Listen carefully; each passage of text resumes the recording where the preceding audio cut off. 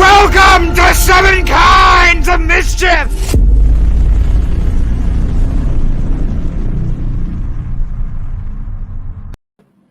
Hello, everybody. You know, after all that music, you expect to see Hercules or something just tear out of there. Maybe a bunch of Rambos coming beating out of the forest, and you're, hello there. From Hello, everybody. Welcome to 7 Kinds of Mischief. And then it's hello, everyone. Hello. We are talking from the Hobbit hole today. Hello. Speak, friend. Speak, friend, and enter. By George, I think he's got it. Minus weed in the South Farthing. Oh, no. Oh, shit. I don't know. After, doing the murder voice, I don't know what else I could do. I don't know. It's one of those like, hello, everyone. Welcome to Loki and Adega's 10-cent theater. Step right in. It's not bad. Just a little bit lower tone. It would be perfect. Step out anytime you like, but you'll never leave. Hello, everybody out there. I saw the hellos. Yes, hello, Purple Valkyrie, Mark Damon, Tired, Chris Persia, Psychodorf 9, Trinoculus P, Stuart Mitchell, Darkside Doug, good evening, Louis Sparrow, Catman, D.D. Myers, good evening, sir. Good evening, Darkside Doug. Good evening, everybody. I hope you guys are having a wonderful, absolutely wonderful gun bunny. Wonderful night. We are having one heck of a crazy ass night here on 7 Kinds of Mischief. Dave Bob. Good evening, Dave Bob. And we're going to talk about spooky shit tonight. That's what we're going to do. We're going to talk about some spooky stuff. And it's October, so of course we've got to bring the spooky stuff in October.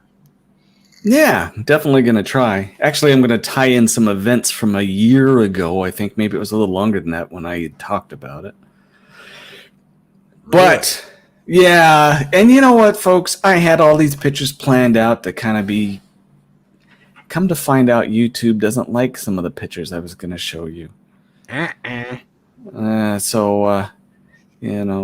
Body mutilations and crime scenes that I for some reason, they don't think it's appropriate for their channels. They don't like that.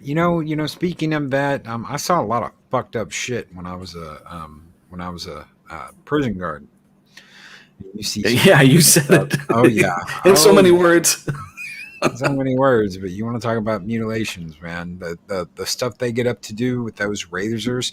I saw it was a long-handled toothbrush with a razor melted into the handle, and they'd slash with that. It's the craziest shit you'd ever seen. They'd use a razor, they'd melt a razor blade into the plastic handle and use that as a weapon. My thing is where they get the heat to do that.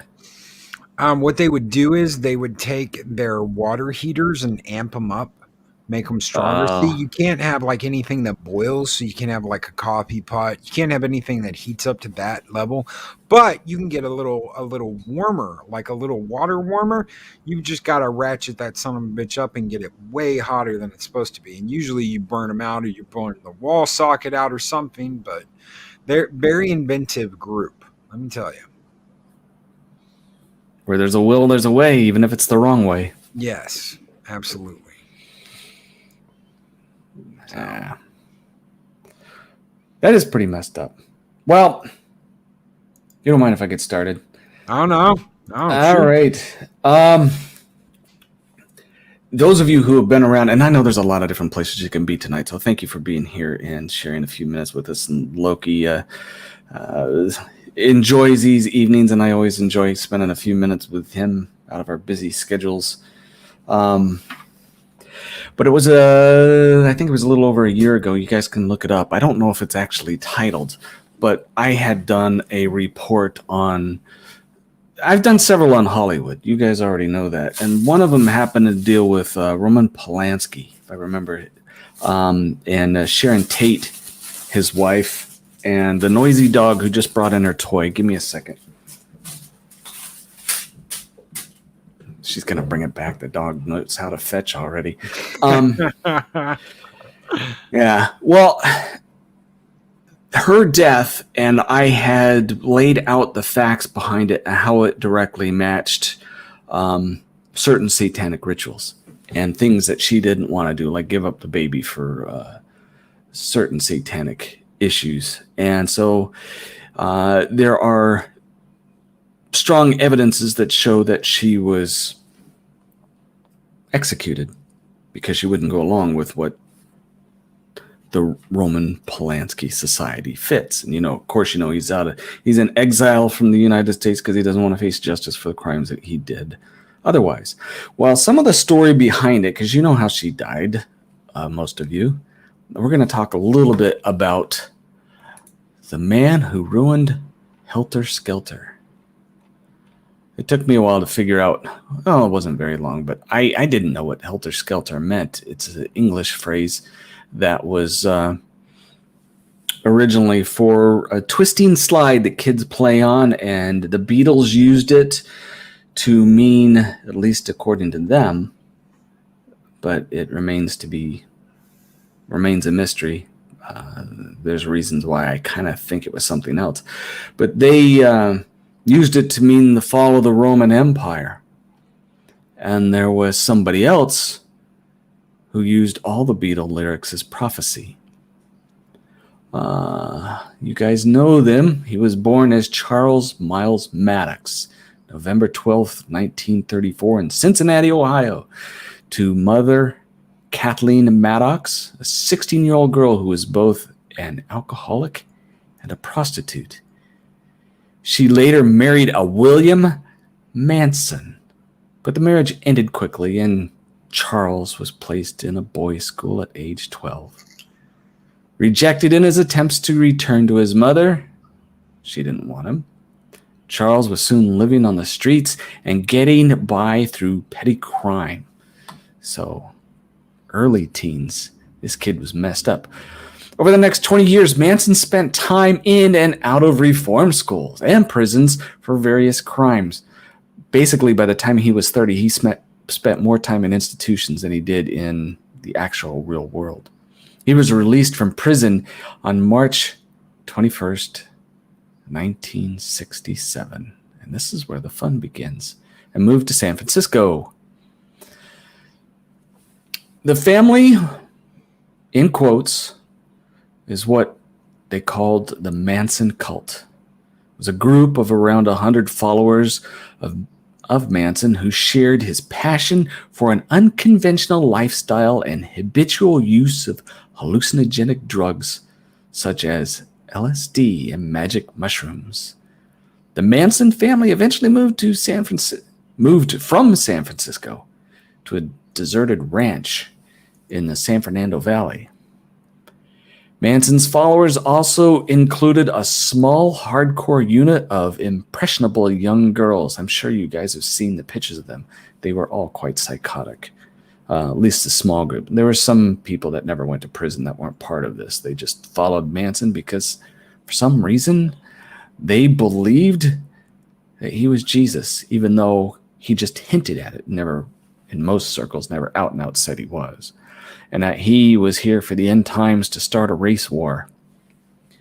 Mason was influenced not only by drugs such as LSD, but the artwork and music of the times. Like I said, notably the Beatles from their White album, the Helter Skelter. There was also another one. I cannot remember the name of the song, I'm sorry, but it basically talked about spread your black wings and fly.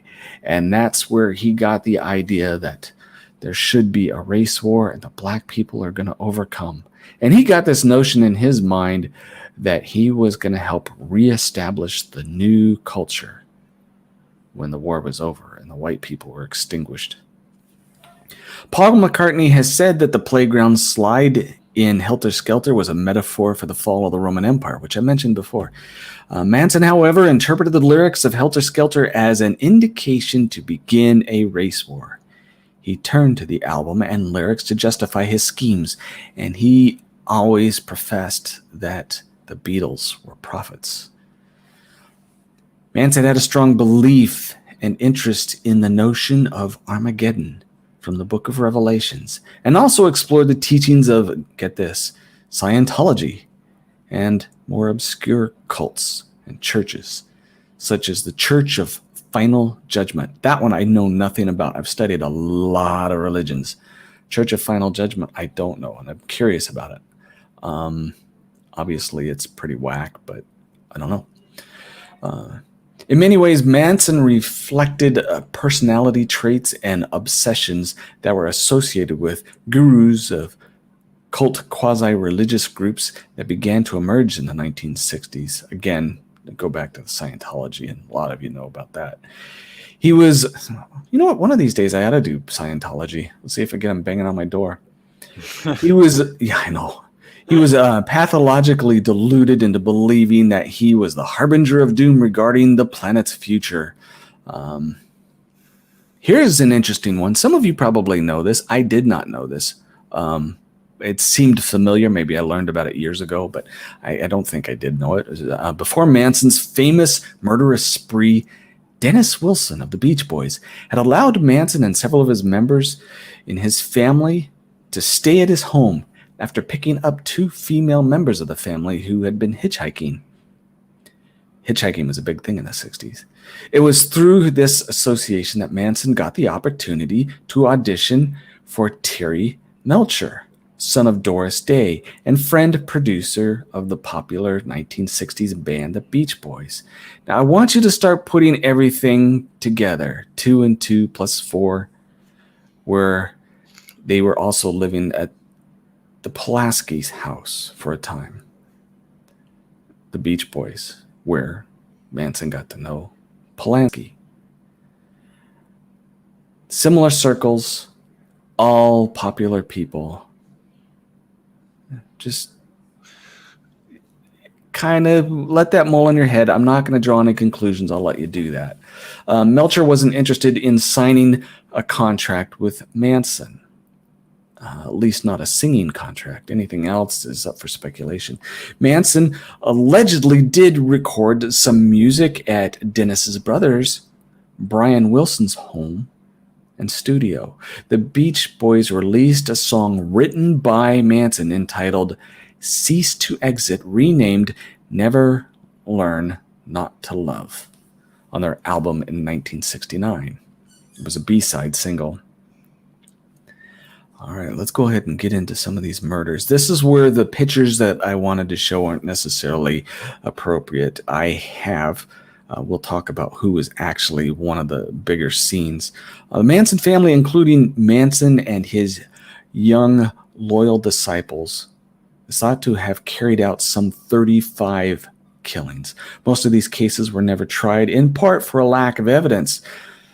The perpetrators had also already been sentenced to life for the killings on August 9th, 1969. Tate, writer Wojciech Warzak Frakowski, his partner, and the coffee bean heiress Abigail Folger, and celebrity hairstylist Jay Sebring, and 2 more victims on August 10th, 1969. They did this at, it was the wealthy supermarket executive. You guys, the only association is just where they were at was Lino LaBianca and his wife, Rosemary. In August of 1969, Manson gathered a group of his loyal family followers to carry out his massacre among the Hollywood's elite, which he termed the beautiful people. The first of Manson's victims was murdered at the home of Polanski that Polanski had rented, located at 1050 Saleo Drive in Benedict Canyon, an area just north of Beverly Hills. Polanski was on his way to London shooting a film, and you recall over a year ago how I was able to show you how he was conveniently absent at the time. And the rented place was connected with the Beach Boys, who knew the Mansons, and you can again put everything together. And the 4 victims had just returned home from dinner at the time of the murder. While Manson himself took no part in the actual killings, he directed 4 of his most obedient followers: Charles Tex Watson, Susan Atkins, Patricia Krenwinkel. Yeah, that's it, Krenwinkel. I've heard her talk. And Linda Kasabian. It was Kerwinkle. We'll figure it out. He directed them to the address and told them to kill everyone. According to one of the family members' statements, the Polanski household had been targeted because it represented the showbiz world that had rejected Manson. And I believe that to be a lie. I think there was a directly targeted hit paid for, but that's me. Stephen Parent had been visiting his friend at Gerston when he became the Manson family's first victim. As he drove away from the house in the dark early morning hours, he was spotted by the intruders and shot dead. I didn't share that picture with Loki, but that was one of the pictures that are available, the crime scene. Kasabian was horrified. That's the one I've heard speak. Kasabian was horrified by the shooting of the boy, and she remained outside to keep watch.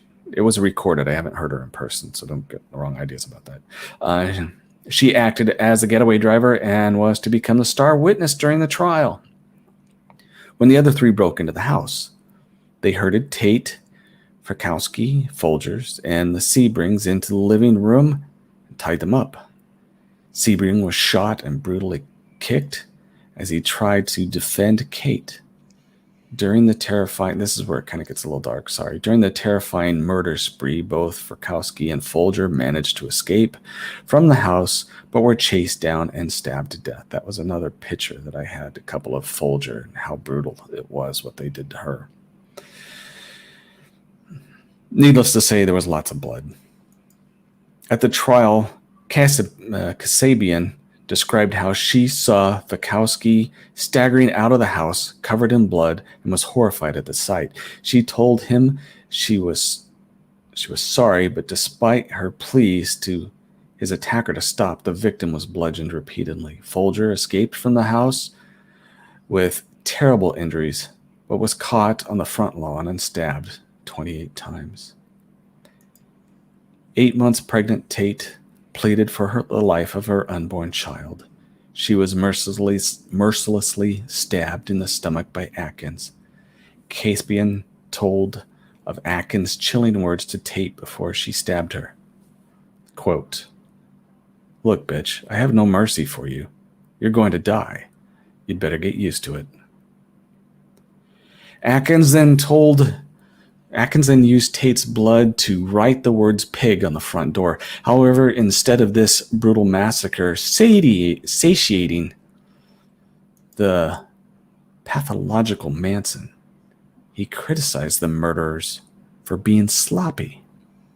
The following night, Manson took the family members, Watson, Krenwinkel, and Cecily Van Houten, to the house of Los Feliz address of the LaBiancas, and the couple were murdered in a similar horrifying fashion.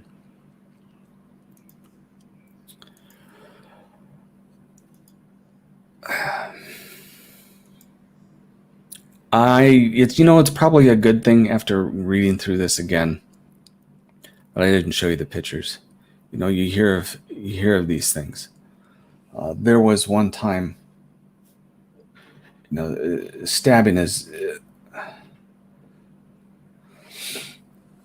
a story about myself.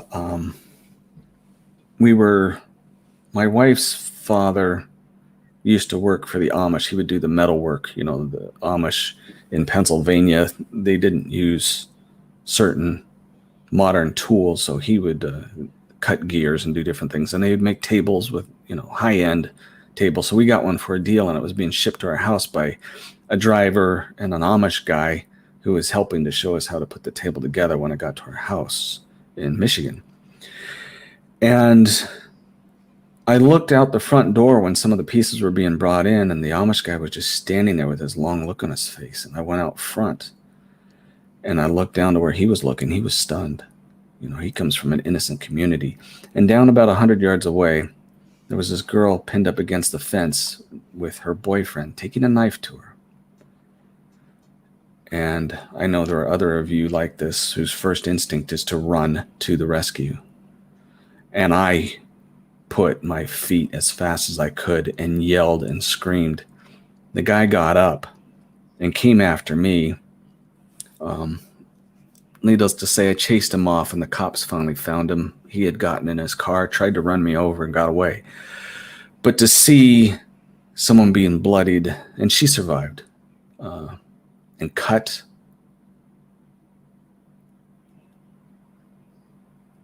I can't imagine how horrific it was for these people.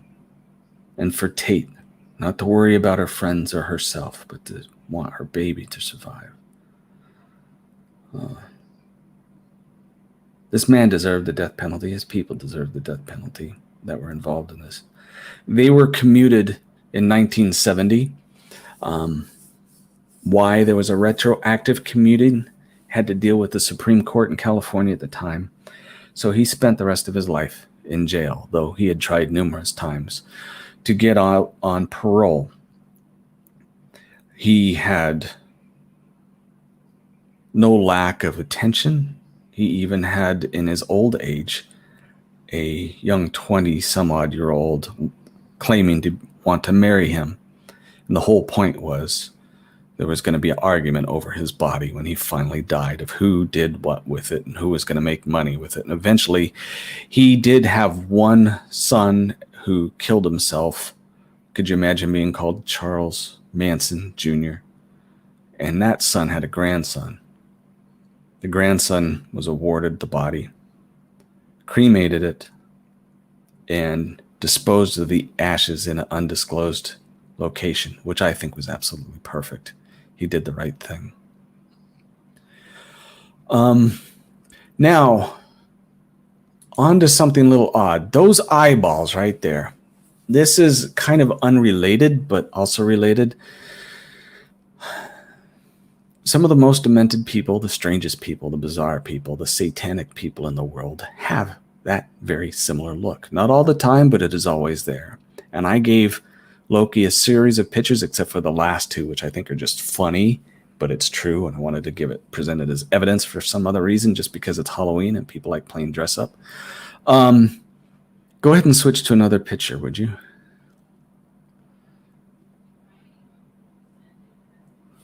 You there, Loki? Did we lose him? Oh, there he is. I am now. Yeah. What the hell just happened? I just got dumped out of my own stream. And go ahead and switch to the next picture, if you don't mind, of the wide-eyed people. Second.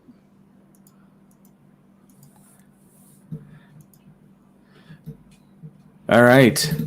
You guys, Adam Schiff has those eyes on a regular basis. There are stories about him. I cannot pin them down. I have some pictures, and I don't want to make any allegations without having all the facts. But the allegations, as well as the pictures, paint this person as being just as demented as the vision there looks. Go ahead to the next one. You know this tyrant. Take this picture with those big googly eyes and look up her younger years, and you will notice that those eyes are nowhere near as bad, nowhere near as dark-eyed around there. There is a reason why these people have this look. Go ahead and move on to the next one. This one you may not know, but you notice the same eyes, and he'd like to show them off. That is Aleister Crowley in his later years.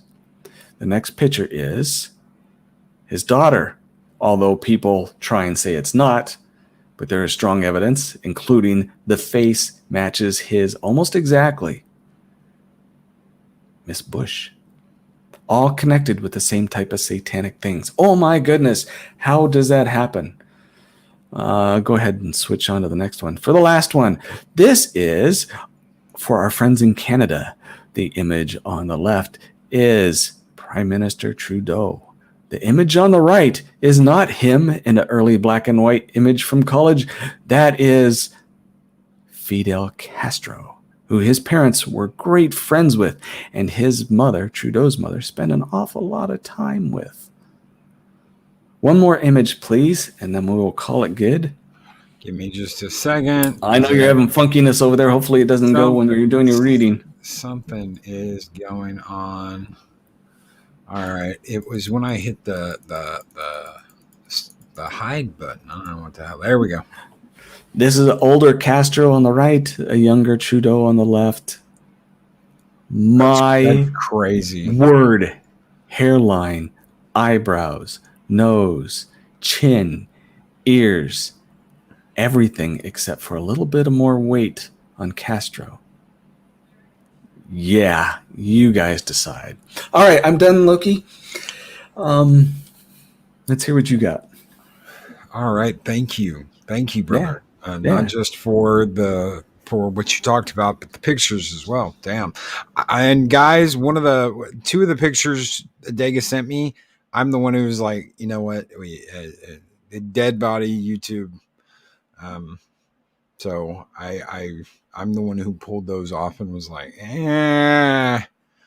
give me just a second. Let me see if I can get my window back open because I lost everything. Give me 1 second. Yes, exactly, Dave. Okay. Bob. AOC does have those eyes. Kind of makes you wonder. If you look at the younger pictures, she didn't have those. Wow. All right. So here we go. This could be a little different. It won't be that long. We can talk about it afterwards. In 1983, a team of deeply pious scientists conducted a radical experiment in an undisclosed facility in the United States. The scientists had theorized that a human without access to any senses or ways to perceive stimuli would be able to perceive the presence of God. They believed that the five senses clouded our awareness of eternity, and without them, human could actually establish contact with God by thought. An elderly man who claimed to have nothing left to live for was the only test subject to volunteer. To purge him of all of his senses, the scientists performed a complex operation in which every sensory nerve connection to the brain was surgically severed. Although the test subject retained full muscular function, he could not see, hear, taste, smell, or feel. No possible way to communicate with or even sense the outside world. He was alone with his thoughts.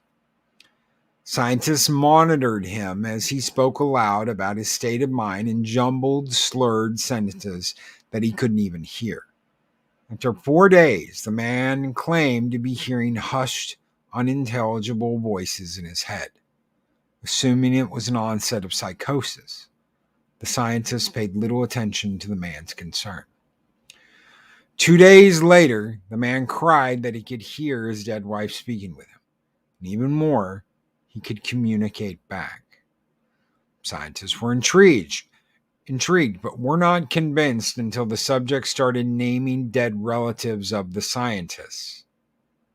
He repeated personal information to the scientists that only their dead spouses and parents would have known. At this point, a sizable portion of the scientists left the study. After a week of conversing with the deceased through his thoughts, the subject became distressed, saying the voices were overwhelming. Every waking moment, his consciousness was bombarded by hundreds of voices that refused to leave him alone. He frequently threw himself against the wall, trying to elicit a pain response. He begged the scientists for sedatives so he could escape the voices by sleeping.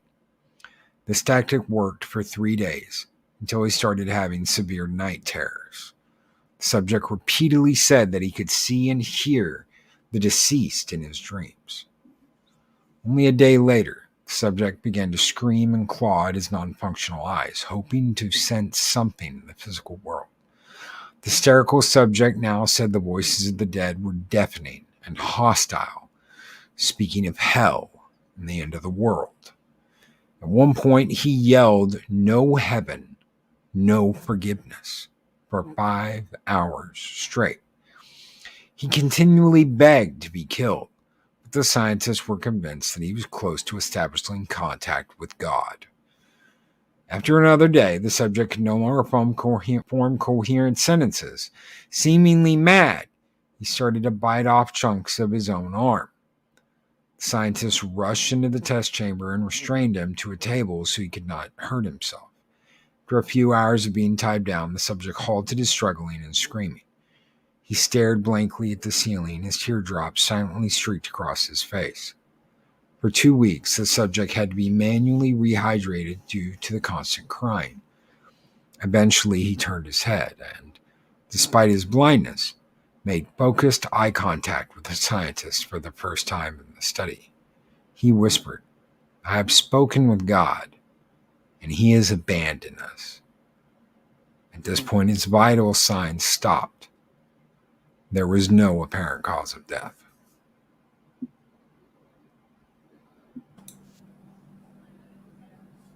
That was short. It's short. Number one, any doctor's not going to do this. Of course, you do no harm. You're doing, it's second over 9. Nope, nope, nope, nope. Do no harm. You're not going to do any harm. Anyone involved in the medical field is not going to harm someone, so that's not something you have to worry about. Do you think people have had connections like that? I don't know. There are enough stories to where here comes the dog again. I imagine some are true, some are not, but the inconsistencies basically proves that there's an awful lot of drug-induced or stress-induced or psychosis or what have you. To weed out the true stuff is more difficult. You have to go to different methods. But I would think that it is possible. I know of some people that have been. I've talked about remote viewing before, and I know that it works if you can take out your imagination. And some people had targeted the crucifixion, and the information that came out of that was pretty dang consistent with each. So being able to do those type of things, I think, is completely within the realm of humanity, but we just either external stimuli, our own madness or imagination gets in the way to actually hear things. So I heard this argument when I was in college. It's one of the reasons why I wanted to go ahead and read it, even though that's short. And it was an argument between someone who said they had read this book about this person that had been electrocuted, and I think it was called like Coming Into the Light, or it was something about the light. Anyway, this person was electrocuted. They were brought back to life. Their whole life changed because they said they saw something. Well, they were dead.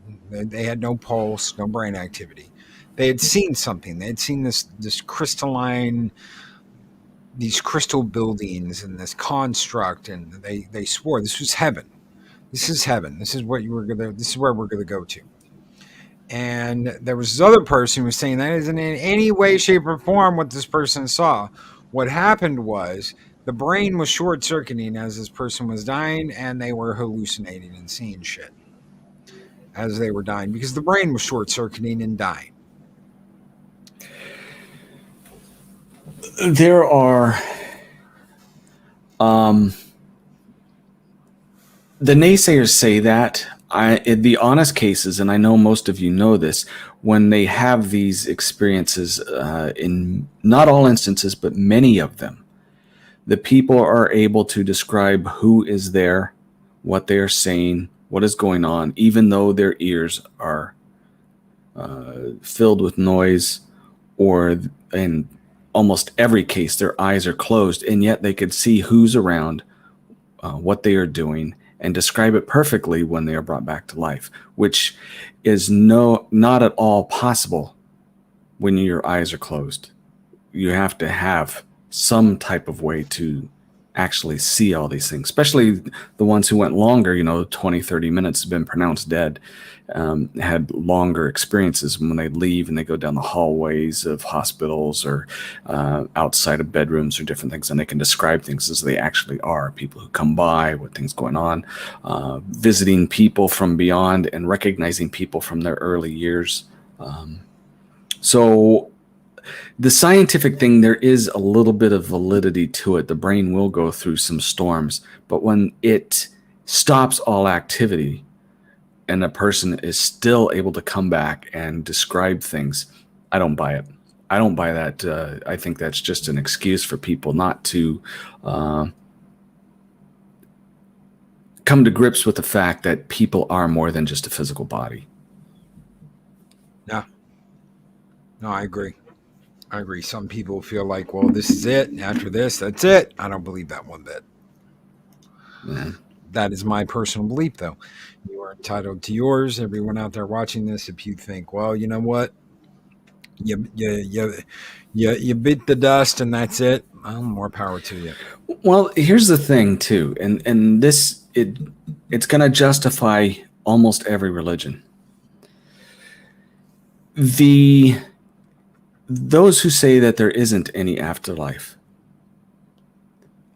base their argument on a lack of evidence, not having evidence, but a lack of evidence.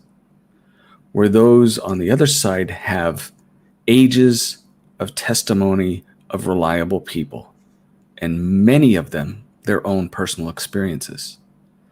And in more recent times, actual some physical measurements where they're doing aura pictures, where they're doing, I talked about one time about the weight loss of someone who did experiments of people who would die and how they would lose, 0.7 ounces when they died. So you're looking at something that has testimonial and anecdotal and incidental evidence as opposed to having no evidence at all. So you make up your mind there. But that is the big thing. People kind of make up their mind on their own. Right. What to believe and how to believe it. The guy I mentioned from the book that person was talking about had been a drunk and a womanizer and all these different things, and it completely changed his life. That one experience completely changed his life and made him into a different person. Right. Did that same person come back, or was that someone else? Yeah, for any of you that are new, we did have, I went through 3 or 4 cases. That was over a year ago. That was before Polanski, I think. I think so. We discussed good people, a couple of good people, and one bad guy. And the bad guy is just like what you were saying. Going to the flip side, it shocked him into being good. It did. It absolutely did. Thank you, everybody, for being here tonight. Thank you, Adega, for kicking ass and taking names. I know that story wasn't that long, and we will have a better story next week. Trust me. No, still, it was good for a good discussion, so don't worry about it. It was awesome. I agree. Thank you, brother. Guys, we're going to have a show tomorrow morning, and then we are going to be coming at you with an all-new show Monday night. I'm only going to do one of these because there are other people involved in this besides just me, but I want to get the word out that we are going to be doing a Band of Brothers anniversary stream. This is with Pat S., Purple Valkyrie, Latino Slant, Rambling Canuck, Daryl the Derelict. There's going to be a group of us doing this special stream on a whole bunch of different people's channels for Band of Brothers. I hope you all can make it. It's going to be Monday night. I can't wait to do mine. I'm going to do the first episode. Dave Bob's going to be there. We're going to do Mount Currey on a special 7 kinds of mischief on Monday, and then it'll revolve into other people's channels. But until then, guys, until tomorrow morning, we're going to review the Never No More and Angriest Angel episodes of Space Above and Beyond. Your favorite one. My 2 favorites. Yes, indeed. My 2 favorites. Until then, everyone, take care. Be excellent to each other. And always speak friend to enter. Thank you, everybody.